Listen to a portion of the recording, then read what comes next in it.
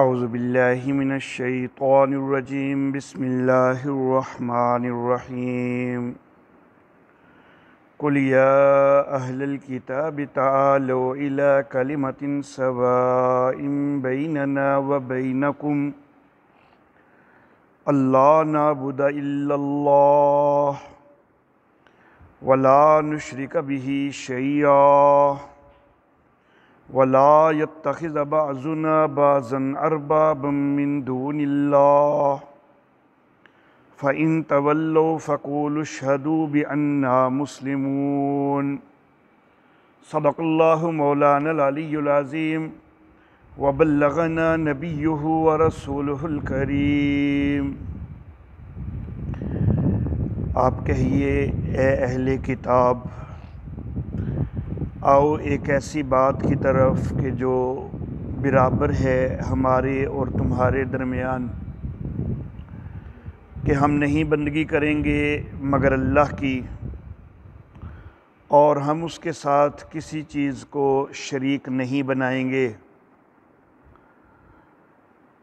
اور ہم میں سے کوئی کسی کو رب نہ بنا لے اللہ سے ہٹ کر۔ پھر اگر وہ پھر جائیں تو کہو کہ گواہ رہو کہ ہم تو مسلمان ہیں، ہم تو فرما بردار ہیں۔ محترم احباب، اس سے پیچھے کافی ساری آیات میں عیسائیت کا تذکرہ ہوتا رہا ہے، نجران کے عیسائیوں کے وفد کا ذکر ہوا ہے۔ عیسائیت جو ہے یہ اہل کتاب کا ایک اہم طبقہ ہے، اور اہل کتاب کا ایک دوسرا اہم طبقہ یہود کا ہے، جس کے متعلق سورۃ البقرہ کے اندر زیادہ تر ذکر رہا ہے۔ اب اللہ رب العزت یہاں پر رحمت کائنات صلی اللہ علیہ وآلہ وسلم کی زبان مبارک سے ان دونوں کو خطاب فرما رہے ہیں، یہود کو بھی اور عیسائیوں کو بھی، کہ اے نبی آپ ان یہود و نصارہ سے کہیے، ان اہل کتاب سے کہیے کہ ایسی بات کی طرف آ جاؤ کہ جو ہمارے اور تمہارے درمیان مشترک ہے۔ آگے وہ بات کون سی ہے؟ اللہ رب العزت نے یہاں پر 3 چیزیں ارشاد فرمائیں۔ پہلی چیز یہ کہ اللہ نعبد الا اللہ، یہ کہ ہم بندگی نہ کریں مگر اللہ ہی کی۔ دوسری چیز اللہ رب العزت نے یہ ارشاد فرمائی کہ ولا نشرک بہ شیئا، اور ہم اللہ کے ساتھ کسی چیز کو بھی شریک نہ بنائیں۔ اور تیسری چیز اللہ رب العزت نے یہ ذکر فرمائی کہ ولا یتخذ بعضنا بعضا اربابا من دون اللہ، کہ ہم میں سے کوئی کسی کو اللہ سے ہٹ کے رب نہ بنا لے۔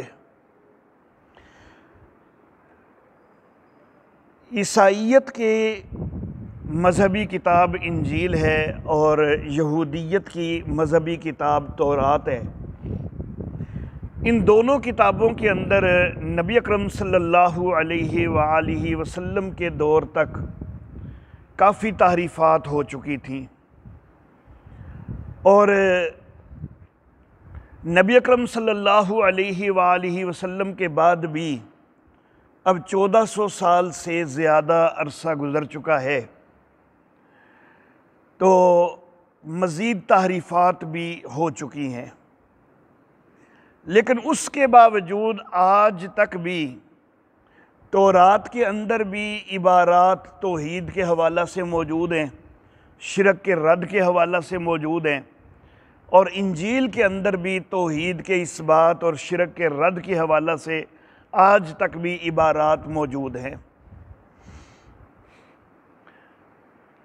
زیادہ حوالے دینے کی ضرورت نہیں ہے، صرف 2 حوالے میں تورات سے ذکر کرنے لگا ہوں، اور 2 حوالے انجیل سے انشاءاللہ ذکر کرتا ہوں۔ تورات سے جو میں 2 حوالے ذکر کرنے لگا ہوں، یہ تورات کے احکام عشرہ کہلاتے ہیں، جن میں سے میں ذکر کرنے لگا ہوں۔ تورات 5 حصوں پر مشتمل ہے۔ پہلے حصے کا نام پیدائش، دوسرے کا خروج، تیسرے کا اخبار، چوتھے کا گنتی اور 5ویں کا استثناء۔ یہ جو احکام 10 ہیں یہ دوسرے حصے خروج کے اندر بھی موجود ہیں اور 5ویں حصے استثناء کے اندر بھی موجود ہیں۔ اور ان احکام 10 کی اہمیت یہود کے ہاں کتنی زیادہ ہے، اس کے لیے میں ایک بات ذکر کرنا چاہوں گا کہ قریب دور میں سیدنا موسیٰ علیہ الصلاۃ و تسلیمات کے حالات زندگی کے حوالہ سے ایک مووی بنائی گئی ہے، ایک فلم بنائی گئی ہے۔ اب وہ جو مووی بنائی گئی ہے وہ حضرت موسیٰ علیہ السلام کے سارے حالات زندگی کے حوالہ سے ہے۔ اس میں بڑی ساری چیزیں آنی چاہیے اور آئی بھی ہیں اس مووی میں۔ تورات پوری کی پوری نازل ہوئی ہے، صرف احکام 10 تو نازل نہیں ہوئے، لیکن اس مووی کا نام دا 10 کمانڈمنٹس رکھا گیا ہے، یعنی احکام 10، 10 احکام۔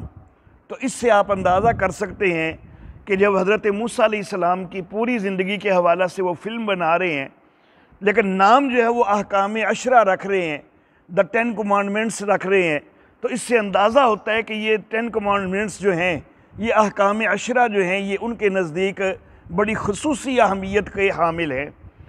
بلکہ اگر میں یوں کہوں کہ سیدنا موسیٰ علیہ الصلاۃ و تسلیمات کی ساری زندگی کی ساری تعلیمات کا نچوڑ اور حاصل ہیں یہ 10 کمانڈمنٹس، یہ احکام 10، تو یہ بھی غلط نہیں ہوگا۔ ان احکام 10 کے اندر آگے جا کے چوری نہ کرنے، زنا نہ کرنے وغیرہ کے احکام بھی موجود ہیں، لیکن جو پہلے 2 احکام ہیں ان میں سے پہلا اثبات توحید کے حوالہ سے ہے اور دوسرا رد شرک کے حوالہ سے ہے۔ خروج کی باب 20 کی آیت نمبر 3 اور 4، پہلا حکم میرے حضور تو غیر معبودوں کو نہ ماننا، یعنی بندگی صرف اللہ کی کرنی ہے، کسی اور معبود کو نہیں ماننا۔ دوسرا حکم تو اپنے لیے کوئی تراشی ہوئی مورت نہ بنانا، نہ کسی چیز کی صورت بنانا جو اوپر آسمان میں یا نیچے زمین پر یا زمین کے نیچے پانی میں ہے، تو ان کے آگے سجدہ نہ کرنا اور نہ ان کی عبادت کرنا، کیونکہ میں خداوند تیرا خدا غیور خدا ہوں۔ 5ویں حصے استثناء، اس کے 5ویں باب کی آیت نمبر 7 اور 8 میں پھر یہی احکام 10 ہیں۔ میرے آگے تو اور معبودوں کو نہ ماننا، تو اپنے لیے کوئی تراشی ہوئی مورت نہ بنانا، نہ کسی چیز کی صورت بنانا جو اوپر آسمان میں یا نیچے زمین پر یا زمین کے نیچے پانی میں ہے، تو ان کے آگے سجدہ نہ کرنا اور نہ ان کی عبادت کرنا، کیونکہ میں خداوند تیرا خدا غیور خدا ہوں۔ یہ 2 حوالے سے میں نے تورات سے ذکر کیے۔ انجیل سے بھی صرف 2 حوالے جو ہیں وہ ذکر کرنا چاہوں گا۔ انجیلیں عیسائی دنیا کے اندر 4 رائج ہیں، متی کی انجیل، مرکز کی انجیل، لوکا کی انجیل اور یوحنا کی انجیل۔ ان میں سے وہ سب سے زیادہ اہمیت جس کو دیتے ہیں وہ متی کی انجیل ہے۔ متی کی انجیل کے 4 باب کی آیت نمبر 10 کے اندر ہے کہ یسوع نے اس سے کہا، اے شیطان دور ہو، کیونکہ لکھا ہے کہ تو خداوند اپنے خدا کو سجدہ کر اور صرف اسی کی عبادت کر۔ اسی طرح اسی متی کی انجیل کا 6 باب ہے اور اس کی آیت نمبر 24، اس کے اندر یہ الفاظ ہیں کہ کوئی آدمی 2 مالکوں کی خدمت نہیں کر سکتا، کیونکہ یا تو ایک سے عداوت رکھے گا اور دوسرے سے محبت، یا ایک سے ملا رہے گا اور دوسرے کو ناچیز جانے گا۔ تم خدا اور دولت دونوں کی خدمت نہیں کر سکتے۔ یعنی اگر اللہ کو چاہتے ہو تو صرف اللہ کو وحدہ لا شریک مانتے ہوئے صرف اس کی بندگی کرو۔ تو گویا کہ تورات کے اندر بھی، انجیل کے اندر بھی بڑی تحریفات کے باوجود آج بھی عبارات موجود ہیں۔ عبارات تو کافی ساری ہیں، میں نے صرف دو چیزیں جو ہیں وہ بطور مثال جو ہیں وہ ذکر کی ہیں، 2 تورات سے اور 2 انجیل سے۔ نبی اکرم صلی اللہ علیہ وآلہ وسلم پر جس وقت یہ آیات مبارکہ نازل ہوئی ہیں تو عیسائیوں کا وفد مدینہ میں آیا ہوا تھا، نجران کے عیسائی آئے ہوئے تھے، اور یہود تو رہ ہی مدینہ میں رہے تھے۔ تو گویا کہ اس وقت مدینہ کے اندر یہودی بھی موجود تھے اور عیسائی بھی موجود تھے۔ جب نبی اکرم صلی اللہ علیہ وآلہ وسلم نے یہ آیت مبارکہ جو ہے وہ صحابہ کرام تک اور دیگر لوگوں تک پہنچائی ہے، عیسائیوں تک اور یہود تک بھی یہ آیت پہنچی ہے، لیکن کسی نے نہیں کہا کہ جی ہماری کتابوں میں تو یہ تعلیم کوئی نہیں ہے۔ ایک جملہ ایک صحابی کا ہے، وہ میں بعد میں عرض کرتا ہوں، لیکن یہاں پر اللہ رب العزت نے جو 3 چیزیں ارشاد فرمائی ہیں کہ اللہ نعبد الا اللہ، کہ ہم بندگی نہیں کریں گے مگر اللہ ہی کی، ولا نشرک بہ شیئا، اور اس کے ساتھ کسی چیز کو شریک بھی نہیں بنائیں گے۔ ان 2 جملوں کے متعلق کوئی ایک آواز بھی کہیں سے نظر نہیں آتی۔ تیسرا جو جملہ ہے نا، وَلَا يَتَّخِذَ بَعْضُنَا بَعْضًا أَرْبَابًا مِّن دُونِ اللَّهِ، اس حوالہ سے ایک صحابی کو تھوڑا ایک مغالطہ لگا اور نبی اکرم صلی اللہ علیہ وآلہ وسلم نے اس کی بھی تسلی کروا دی۔ تو گویا کہ یہودی بھی موجود ہیں، عیسائی بھی موجود ہیں، اور نبی اکرم صلی اللہ علیہ وآلہ وسلم ان کو یہ کہہ رہے ہیں۔ اور جب یہ خاص طور پر نبی صلی اللہ علیہ وسلم سے کہا گیا ہے کہ اے نبی آپ کہیے ان اہل کتاب سے، تو جب خاص طور پر یہ اہل کتاب کو ہی کہنے کا نبی صلی اللہ علیہ وسلم پر جو ہے وہ حکم نازل ہوا ہے، تو نبی اکرم صلی اللہ علیہ وسلم نے جس طرح یہ آیت صحابہ کو پہنچائی ہے اسی طرح یہ عیسائیوں کو بھی سنائی ہے، یہ یہودیوں کو بھی سنائی ہے، کیونکہ اس کا تو نبی صلی اللہ علیہ وسلم کو حکم دیا گیا کہ اے نبی آپ ان کو یہ ضرور کہیے۔ تو جس کا اللہ حکم دے رہے ہیں کہ آپ ان کو کہیے، تو یقیناً نبی اکرم صلی اللہ علیہ وسلم نے ان کو کہا ہے، ان تک یہ آیت پہنچائی ہے، لیکن انہوں نے یہ آواز کوئی نہیں اٹھائی کہ جی ہماری کتاب میں تو یہ دعوت موجود ہی کوئی نہیں ہے، آپ غلط کہہ رہے ہیں، ایسی کوئی ایک آواز بھی نہیں اٹھی۔ صحابی کون سے ہیں جنہوں نے ایک بات کہی ہے، ان کو ایک مغالطہ لگا؟ ایک بڑی مشہور شخصیت ہے جو کہ اپنی سخاوت کی وجہ سے آج تک دنیا میں معروف ہے، جس کو حاتم طائی کہتے ہیں۔ حاتم طائی نے نبی اکرم صلی اللہ علیہ وسلم کی نبوت کا زمانہ نہیں دیکھا، وہ پہلے فوت ہو گیا، لیکن اس کا بیٹا حضرت عدی بن حاتم رضی اللہ تعالی عنہ، یہ نبی اکرم صلی اللہ علیہ وآلہ وسلم کے دور میں موجود ہیں، اور انہوں نے نبی اکرم صلی اللہ علیہ وسلم پر ایمان قبول کیا ہے، صحابی بنے ہیں۔ صحابیت سے پہلے یہ عیسائی تھے، عیسائیت سے یہ نبی اکرم صلی اللہ علیہ وسلم پر ایمان قبول کر کے مسلمان ہوئے۔ انہوں نے ایک بات اس تیسرے جملے کے متعلق کہی، اور یہ جو جملہ ہے تو سورہ توبہ کی آیت نمبر 31، اس کے اندر یہ جملہ ایک اور رنگ میں ہے۔ صحابی نے اصل میں اس کے حوالہ سے خاص طور پر بات کی۔ صفحہ نمبر 173 کا آخری لفظ ہے، اور اس کے بعد صفحہ نمبر 174 شروع ہو جاتا ہے۔ اتخذوا احبارہم ورہبانہم اربابا من دون اللہ۔ یہاں پر جو اہل کتاب سے کہا جا رہا ہے سورہ آل عمران میں، تو وہ یہ کہا جا رہا ہے کہ ہماری اور تمہاری درمیان یہ بات مشترک ہے کہ ہم میں سے کوئی بعض کسی کو رب نہ بنا لے۔ اور وہاں پر یہود و نصارہ کے اوپر اللہ رب العزت ایک الزام قائم کر رہے ہیں کہ یہودیوں نے، عیسائیوں نے، اگرچہ ان کی مذہبی تعلیم جو ان کو اللہ کی طرف سے دی گئی تھی، جو ان کی کتابوں کے اندر موجود ہے، وہ تو وہی ہے جو سورہ آل عمران کے اندر ذکر ہوئی ہے کہ کسی کو اللہ کے سوا رب نہیں بنانا، لیکن عملی طور پر انہوں نے کیا ہوا تھا؟ اتخذوا احبارہم ورہبانہم اربابا من دون اللہ۔ انہوں نے اپنے پیروں کو اور اپنے راہبوں کو رب بنایا ہوا تھا اللہ کے سوا۔ یہ جس وقت آیت مبارکہ نازل ہوئی نا، تو حضرت عدی بن حاتم طائی رضی اللہ تعالیٰ عنہ کہنے لگے آقا میں عیسائی تھا، عیسائیت سے میں اسلام میں آیا ہوں۔ قرآن کہتا ہے کہ انہوں نے اپنے پیروں کو، اپنے راہبوں کو رب بنایا ہوا تھا، حالانکہ ہم تو رب نہیں بناتے تھے اپنے پیروں کو، اپنے ولیوں کو، اپنے راہبوں کو۔ تو یہ قرآن حکیم نے کیسے کہہ دیا کہ انہوں نے رب بنایا ہوا تھا؟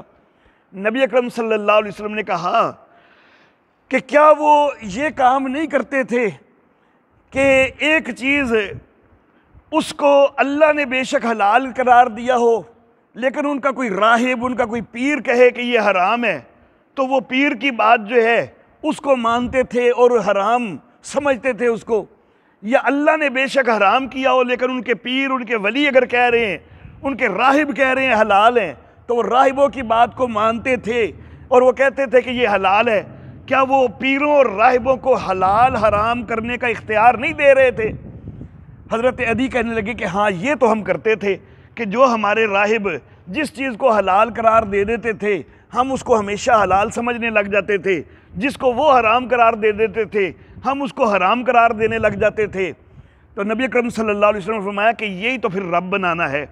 تو گویا کہ حلت اور حرمت کا اختیار جس کے پاس مانا جائے تو وہ رب بن جاتا ہے۔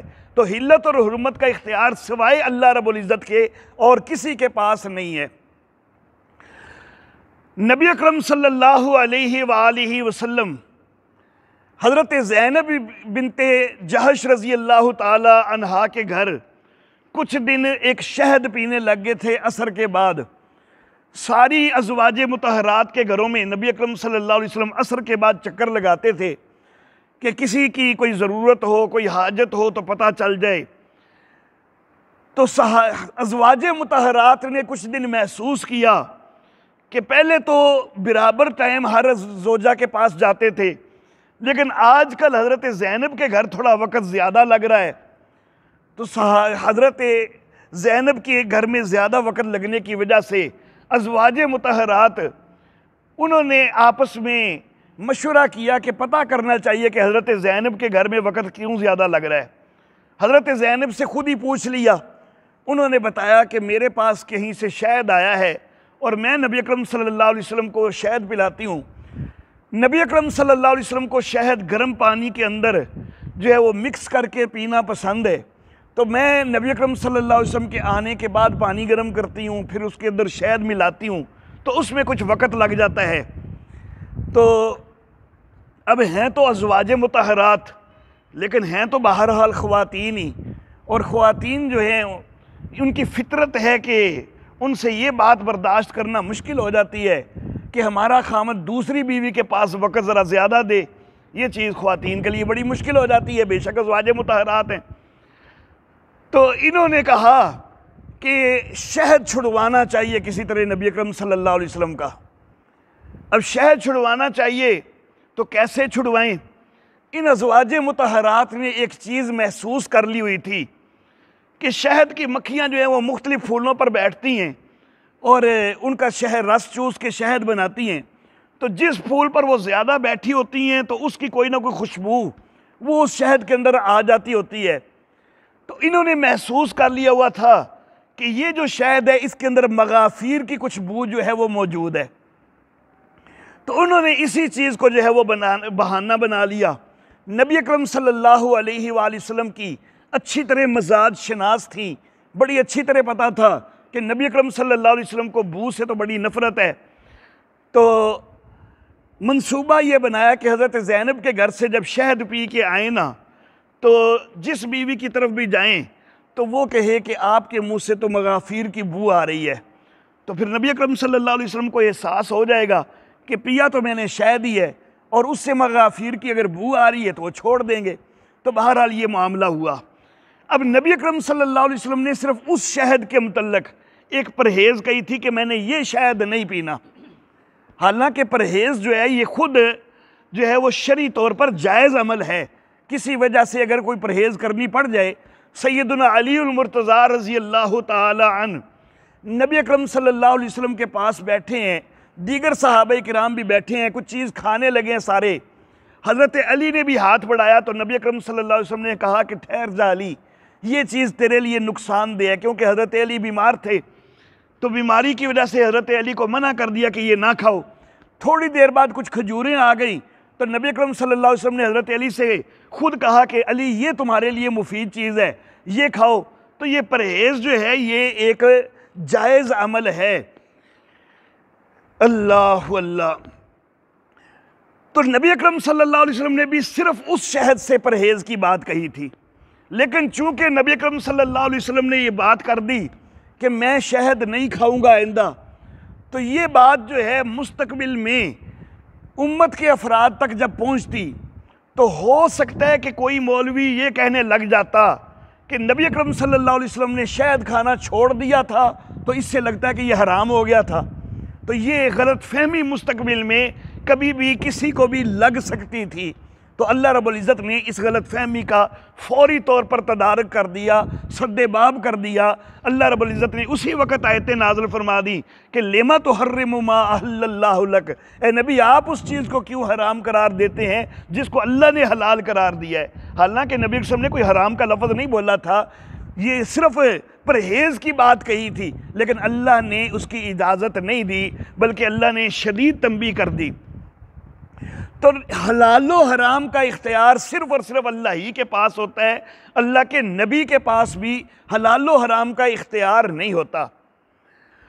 اللہ اللہ۔ یہاں پر کچھ لوگ وہ یہ بات کرنے لگ جاتے ہیں، یہ جو حضرت عدی بن حاتم کا میں نے واقعہ بیان کیا کہ نبی اکرم صلی اللہ علیہ وسلم نے ان سے کہا کہ جو انہوں نے اپنے پیروں کو ولیوں کو یہ اختیار دیا ہوا تھا حلت و حرمت کا، تو گویا کہ انہوں نے پیروں ولیوں کو رب بنایا ہوا تھا۔ اس بنا پر کچھ لوگ مقلدین کے حوالہ سے کہنے لگ جاتے ہیں کہ جی حنفیوں نے امام ابو حنیفہ کو رب بنایا ہوا ہے، مالکیوں نے امام مالک کو رب بنایا ہوا ہے، شافیوں نے امام شافی کو رب بنایا ہوا ہے، حنبلیوں نے امام احمد ابن حنبل کو رب بنایا ہوا ہے، کہ یہ ان کے حلال و حرام کردہ چیزوں کو جو ہے وہ قبول کرتے ہیں، قرآن و حدیث کے اوپر معاذ اللہ ثم معاذ اللہ وہ ان شخصیات کو ترجیح دیتے ہیں۔ میں یہ عرض کرنا چاہوں گا، قرآن و حدیث کے اوپر ان شخصیات کو ترجیح دینے کا جو سوچے تک بھی نا، تو وہ بھی سیدھا سیدھا کافر ہے ہمارے نزدیک۔ کوئی سوچے بھی کہ میں فلاں کو ترجیح دے دوں قرآن و حدیث پر، تو یہ بھی ہم سے قابل برداشت نہیں، چاہے جائے کہ ہم خود ترجیح دیتے ہوں۔ معاملہ صرف اتنا ہے کہ حلال و حرام کا اختیار تو ہے نہ صرف اللہ کے پاس، لیکن اللہ کے نبی نے بھی کئی چیزوں کے حلال ہونے کی وضاحت تو کی ہے، حرام ہونے کی وضاحت کی ہے۔ اس کا یہ مطلب تو نہیں کہ وہ نبی اکرم صلی اللہ علیہ وسلم خود حلال کر رہے ہیں یا حرام کر رہے ہیں۔